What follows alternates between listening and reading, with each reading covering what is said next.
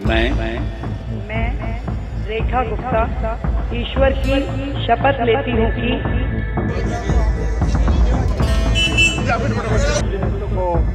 और नए मंत्रियों का नया दायित्व जिसकी आज शुरुआत। नमस्कार, मेरा नाम विनीत त्रिपाठी है और आप नवभारत टाइम्स देख रहे हैं।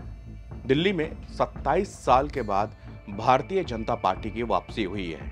दिल्ली के लोगों ने बीजेपी की वो मुराद पूरी कर दी जो 2014 में मोदी की नाम की प्रचंड लहर होने के बावजूद दिल्ली के लोगों ने वो मुराद पूरी नहीं की। बाकी देश के कई प्रदेशों में सरकार का उदय हुआ। राजनीति में एक बहुत बड़ा बदलाव 2014 में देखने को मिला। लेकिन दिल्ली नई सीएम का नाम का अनाउंसमेंट होता है। रेखा गुप्ता जो कि शालीमार बाग से पहली बार एमएलए बनी, हालांकि इसके पहले वो 3 बार पार्षद रह चुकी थी। 2 विधानसभा चुनाव वो लड़ी थी लेकिन हार गई थी। बावजूद इस बार उन्होंने आम आदमी पार्टी के अपने कैंडिडेट को भारी मतों से हराया। अब मौका था कि दिल्ली के इस 27 साल की विजय को कैसे बीजेपी पूरे देश में हाईलाइट करे, क्योंकि भारतीय जनता पार्टी के बारे में एक बात सभी लोग जानते हैं कि ये पार्टी हमेशा इलेक्शन मोड पे रहती है। ये देश में हर साल कहीं न कहीं किसी न किसी प्रदेश में चुनाव भी होते रहते हैं। मौका है कि इस पूरे कार्यक्रम के जरिए एक तस्वीर पेश की जाए और एनडीए के कुनबे को दिखाया जाए और दिखाया जाए भारतीय जनता पार्टी की ताकत क्या है। इसीलिए 20 राज्यों के मुख्यमंत्री को आमंत्रण दिया गया, कलाकारों को आमंत्रण दिया गया, उद्योगपतियों को आमंत्रण दिया गया। इसके साथ में एनडीए के घटक दल जितने थे उनको भी इसमें आमंत्रण दिया गया। सुबह से ही नेताओं का पहुंचना जारी हो गया। मंच पूरा सजा हुआ था, एक से बढ़कर एक नेता दिख रहे थे, मगर उस मंच से 2 चेहरे नदारद थे। वो चेहरे हैं उत्तर प्रदेश के मुख्यमंत्री योगी आदित्यनाथ और बिहार के मुख्यमंत्री नीतीश कुमार। राजनीति की परख रखने वाले ये समझते होंगे कि अगर दिल्ली की सत्ता हासिल करनी है तो उसका रास्ता यूपी और बिहार से होकर ही गुजरता है। उत्तर प्रदेश और बिहार के मुख्यमंत्री क्यों नहीं थे, ये चर्चा का विषय बन गया। चर्चा का विषय ऐसे बन गया क्योंकि सोशल मीडिया पे लोग तमाम तस्वीरें शेयर करते रहे, जिसमें से आंध्र के डिप्टी सीएम पवन कल्याण भी हैं, महाराष्ट्र के अजीत पवार से लेकर देवेंद्र फडणवीस से लेकर मोहन यादव से लेकर वसुंधरा राजे सिंधिया से लेकर सभी नेता वहां पर मौजूद हैं। मगर नहीं मौजूद थे तो उत्तर प्रदेश के मुख्यमंत्री योगी आदित्यनाथ और बिहार के मुख्यमंत्री नीतीश कुमार। खबरें ये चलने लगी कि क्या नीतीश कुमार कोई नाराजगी है, क्या योगी आदित्यनाथ नाराजगी है। लेकिन मैं आपको यहां पर साफ कर दूं कि ऐसा कुछ नहीं है। आज उत्तर प्रदेश में बजट पारित होना है, जिसके कारण योगी आदित्यनाथ ने एक दिन पहले ही आलाकमान को लेटर और रेखा गुप्ता जो कि दिल्ली की नई सीएम बनने जा रही हैं उनको एक पत्र लिखकर बधाई दी और न आने की वजह भी बताई।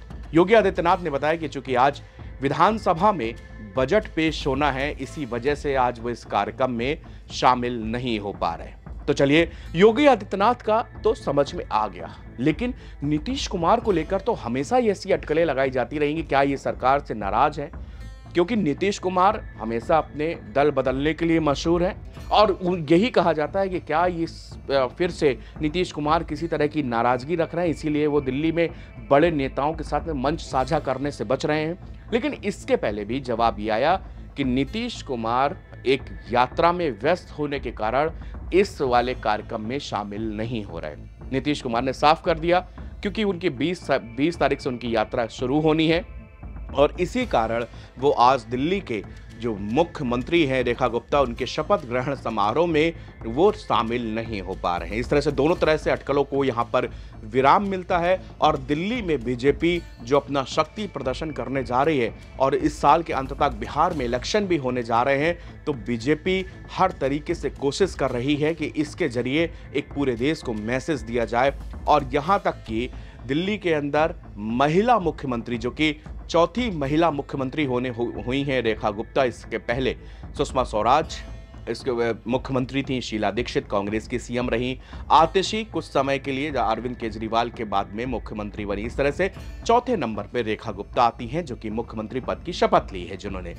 उन्होंने शपथ लेते के साथ में बीजेपी ने एक मैसेज ये दिया कि महिला मुख्यमंत्री, जो कि हमेशा से कहा जाता रहा है, महिलाओं का मुद्दा प्रखर रहा है और बीजेपी ने देश की आधी आबादी के दिल पर ऐसे ही घर किया है कि हर जगह महिलाओं के बढ़ चढ़कर वोट भारतीय जनता पार्टी को मिलते हैं और दिल्ली चुनाव में भी ऐसा ही हुआ है। अब रेखा गुप्ता के सामने चुनौतियां भी कम नहीं होंगी, क्योंकि उनके सामने एक विश्वास, दूसरी जो भारतीय जनता पार्टी ने दिल्ली की आवाम से वादे किए हैं उन पर भी खरा उतरना एक बहुत बड़ा चैलेंज होगा। दिल्ली के अंदर वुमेन सिक्योरिटी एक बहुत बड़ा इश्यू है, जिस पर जब उनका नाम घोषणा की गई उसके बाद से पत्रकारों ने वुमेन सिक्योरिटी यानी कि महिला सुरक्षा से लेकर सवाल भी पूछा।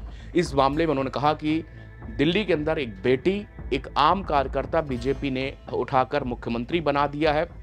मैं पहली बार विधायक बनी थी और उसके बाद में अगर पार्टी ने एक छोटे से कार्यकर्ता को इतनी बड़ी जिम्मेदारी सौंपी है तो आप यकीन रखिए दिल्ली में हर वो काम होगा जो हमारे मैनिफेस्टो में है।